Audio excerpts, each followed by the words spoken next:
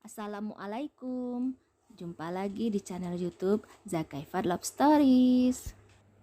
Cerbung Aku Kamu dan Riuni diambil dari novel Senandika Rasa karya Zakaifat Aizawa. Bab kali ini bercerita tentang raga yang kembali berjumpa. Dukung channelku ya dengan cara subscribe dan bunyikan juga loncengnya agar tak ketinggalan notifikasi berikutnya. Jangan lupa like, komen, dan share ya. Selamat membaca. Tak ada aksara yang mampu Pahira rangkai demi menjawab sebaik tanya dari lelaki pengisi hati. Pun Bagas tak menuntut jawaban dari satu-satunya wanita yang mampu menaklukkan hatinya. Tanpa rangkaian aksara, Bagas tahu bahwa wanitanya itu baik-baik saja.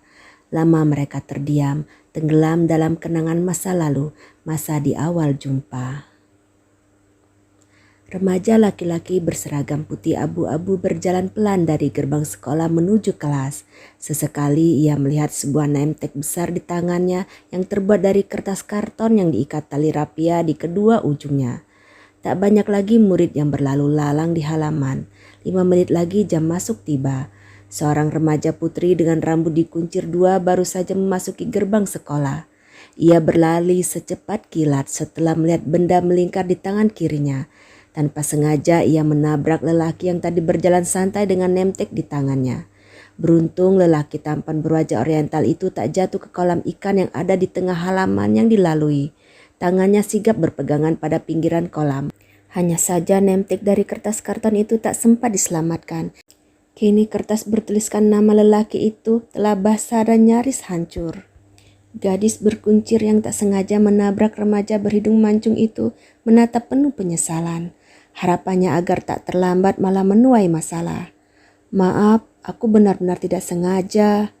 Lelaki berambut lurus dan tertata rapi itu menatap gadis berkulit kuning lansat yang kini tengah gelisah. Dengan sorot mata dingin, gadis itu membalas tatapannya dengan pandangan biasa. Tak seperti perempuan kebanyakan yang selalu mencari perhatian dan bersikap lebay saat memandangnya. Pakai saja punyaku, siapa namamu? Akan kutulis di bagian belakangnya. Kurasa tidak akan ketahuan kalau kau memasangnya dengan benar.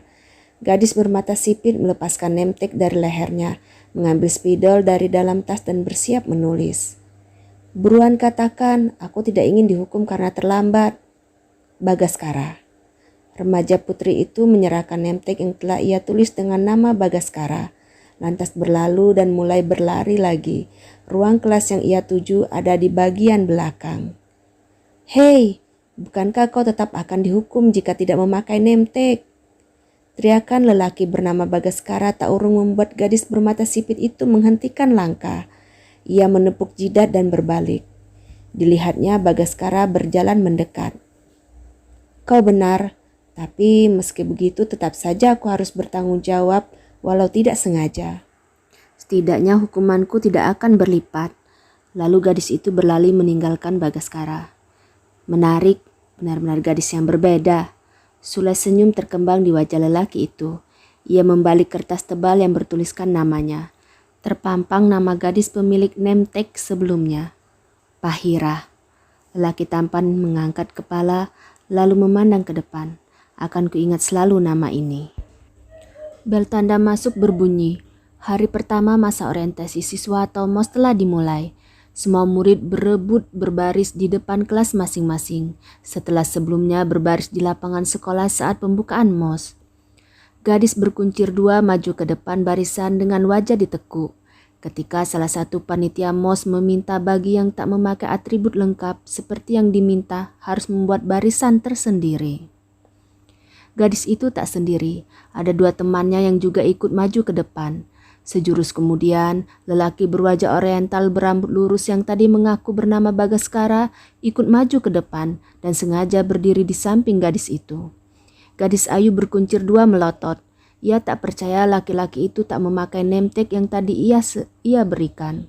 Terlebih, ia tak menyangka mereka berada di kelas yang sama. Kenapa tidak kau pakai? Sedikit berbisik si gadis bertanya. Aku tidak bisa memakainya, jawab si lelaki balas berbisik. Kenapa? Tidak suka karena bekas. Pantang bagi seorang Bagaskara menari di atas pengorbanan seorang perempuan, ucapnya tegas. Dia tak seperti papa. Gadis bermata sipit dengan tinggi sebatas bawah Bagaskara itu bersenandika. Pahira dan Bagas larut dalam tatap tanpa kata. Di balik rindu yang tertahan dalam rasa yang terpendam, sekian lama tak terkatakan, hingga Pahira tersadar, segera ia tundukkan pandangan. Dari dia, lelaki yang telah membawa hatinya sejak bertahun lamanya. Abimana memilih pergi, menjauh dari perpustakaan. Bagaimana hatinya bisa kuat menyaksikan gadis yang dicintai bersama lelaki yang terang-terangan bersaing dengannya. "Skripsimu lancar, Pak?" tanya Mama ketika Pahira menarik kursi meja makan dan mendudukinya. Lagi-lagi malam ini mereka makan berdua. "Alhamdulillah, Ma. Kalau tidak ada halangan, pertemuan selanjutnya dengan dosen pembimbing akan membicarakan jadwal ujian skripsi. Doakan ya, Ma. Apa sebaiknya kamu berhenti ngajar bimbel dulu, biar bisa fokus ngadepin ujian. Lagi pula, bahkan tidak kekurangan uang. Memangnya apa yang Pak cari? Pahira memang bukanlah dari keluarga kaya, tetapi juga bukan tak mampu. Papa Pahira adalah seorang PNS di sebuah instansi pemerintahan. Walau tak berjabatan tinggi, tetapi selalu menerima gaji utuh tiap bulannya. Meski papanya sering bermain perempuan, ia tak pernah melalaikan kewajiban sebagai orang tua. Mama Pahira sebagai ibu rumah tangga pada saat-saat tertentu menerima orderan catering, setidaknya seminggu sekali. Keuntungannya lebih dari cukup untuk memenuhi kebutuhan sehari-hari. Pahira mengajar bimbel sudah setahun. Mulainya diminta menggantikan teman yang berhalangan hadir selama seminggu. Karena pemilik bimbel merasa hasil kerjanya bagus dan caranya mengajar disukai anak-anak yang kursus di sana, ia diminta untuk menjadi pengajar tetap.